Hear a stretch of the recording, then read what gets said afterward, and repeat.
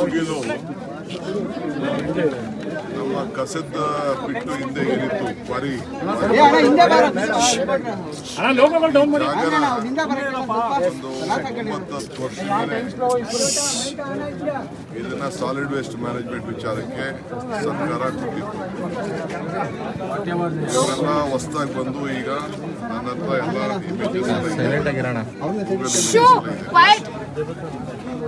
ರಾತ್ರಿ ಕೆಲವರೆಲ್ಲ ಬಂದು ಹಾಕೊಂಡಿದ್ದಾರೆ.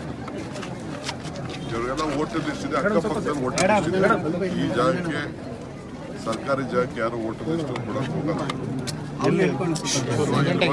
ಇವರಿಗೆ ತಿಳಿಸಿದ್ದಾರೆ ತೆಗಿತೀವಿ ಅಂತ. ಅವರು ನಮಗಿಲ್ಲೇ ಕನ್ಫರ್ಮ್ ಮಾಡ್ಕೊಡಿ ಅಂತ ಹೇಳಿದ್ದಾರೆ. ಇದು ರೆಗ್ಯುಲರ್ ಆಗಿ ನಡೀತದೆ. ಸ್ಥಳೀಯ ಶಾಸಕರು ಕೂಡ ಇದ್ರ ಗಮನಕ್ಕೆ ತಂದು ಅವರು ಕೂಡ ಇಲ್ಲಿಗೆ ಮಾತಾಡಿದ್ದಾರೆ.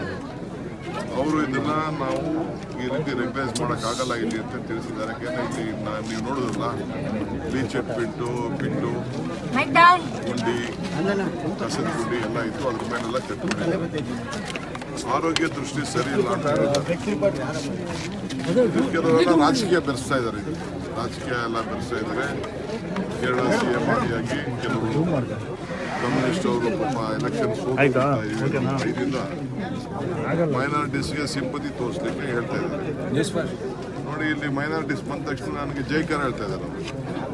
ಅವರು ತಪ್ಪು ಮಾಡಿದರೆ ಅವರು ನಾವು ಸಹಾಯ ಮಾಡೋದಿಲ್ಲ ಅನ್ನೋದು ಅವ್ರು ಭರವಸೆ ಇದ್ದರೆ ಅವ್ರು ಧಿಕ್ಕಾರ ಕರಿಬೇಕಾಗುತ್ತೆ.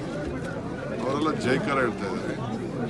ನಾವು ಅವ್ರಿಗೂ ಕೂಡ ಯಾರು ಇದಕ್ಕೆ ಅರ್ಹರಿದ್ದಾರೆ, ಯಾರು ಮನೆಗಿಲ್ಲ, ಅದನ್ನೆಲ್ಲ ಪರಿಶೀಲನೆ ಮಾಡ್ತೀವಿ. ಇಲ್ಲಿ ಕೆಲವರೆಲ್ಲ ದುಡ್ಡು ಕಾಸು ಇಸ್ಕೊಂಡು ಕೂಡ ಇದೆಲ್ಲ ಇಲ್ಲಿಗಲ್ ಆಗಿ ಕಟ್ಕೊಳ್ಳಿಕ್ಕೆ ಅವಕಾಶ ಮಾಡಿಕೊಟ್ಟಿದ್ದಾರೆ. ಬೆಂಗಳೂರು ನಗರನ ನಾವು ಯಾವತ್ತೂ ಕೂಡ ಇದನ್ನು ಬೇರೆ ರಾಜ್ಯಗಳಲ್ಲಿ ಇದನ್ನು ಸ್ಲಮ್ಗಳು ಕ್ರಿಯೇಟ್ ಮಾಡಲಿಕ್ಕೆ ಆಗುತ್ತೆ. ಎಲ್ಲ ಟೆಂಪ್ರರಿ ಸುಮ್ಮನೆ ಬಂದು ಹಾಕೊಂಡು ಕೂತಿದ್ದಾರೆ, ತಿಳಿಸಿದ್ದಾರೆ. ನಮ್ಮ ಅಧಿಕಾರಿಗಳು ಮಾಡಿದ್ದಾರೆ. ಇದು ರೆಗ್ಯುಲರ್ ಆಗಿ ನಡೀತಾ ಇರ್ತದೆ. 15 ದಿನಕ್ಕೆ ಒಂದ್ಸತಿ ಈ ರೀತಿ ಎಲ್ಲ ಆ್ಯಕ್ಷನ್ನ ಎಲ್ಲ ಕಡೆನೂ ಬೆಂಗಳೂರಲ್ಲಿ ಮಾಡ್ತಾ ಇರ್ತಾರೆ. BDO ಮಾಡ್ತಾ ಇರ್ತದೆ, ಕಾರ್ಪೊರೇಷನ್ ಮಾಡ್ತಾ ಇರ್ತದೆ. ರೆಗ್ಯುಲರ್ ಪ್ರೊಸೀಜರ್ ಇದೆ. ಇದರಲ್ಲಿ ಸರ್ಕಾರಿ ಆಸ್ತಿ ಇರ್ತದೆ.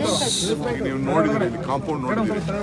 ಈ ಕಾಂಪೌಂಡ್ ಇವತ್ತೇನು ಹಾಕಿಲ್ಲ. ಈ ಕಾಂಪೌಂಡು ಸುಮಾರು ಹಿಂದೆನೇ ಯಾವಾಗಾರಿ ಕಾಂಟ್ರಾಕ್ಟರ್ ಕರೆದಿರೋದಕ್ಕೆ ಕಾಂಪೌಂಡ್ 2 ವರ್ಷದಿಂದನೇ ಅದಕ್ಕೆ ಕರೆದು ಕಾಂಪೌಂಡ್ ಹಾಕಲಿಕ್ಕೆ ಪ್ರಯತ್ನ ಮಾಡಿದ್ದಾರೆ. ಆಗ ಸ್ವಲ್ಪ ಎಲ್ಲ ಜಾಸ್ತಿ ಹಾಕೊಂಡು ಬಂದಿದ್ದಾರೆ.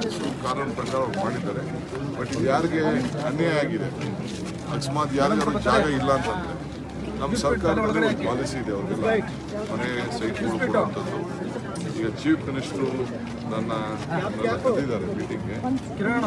ನಾನೇ ಅದಕ್ಕೆ ಬೆಳಗ್ಗೆ ಕರೆದಿದ್ರು. ನಾನು ಕಾರವಾರ್ಗೆ ಹೋಗಿದ್ದೆ, ಅಲ್ಲಿ ಕರಾವಳಿ ಉತ್ಸವಕ್ಕೆ ಹೋಗಿದ್ದೆ. ನಾನು ಚೀಫ್ ಮಿನಿಸ್ಟರ್ ಹೇಳ್ಬಿಟ್ಟು ಹೋಗಿ CM ಇಬ್ಬರು ಹೋಗಬೇಕಾಗಿತ್ತು.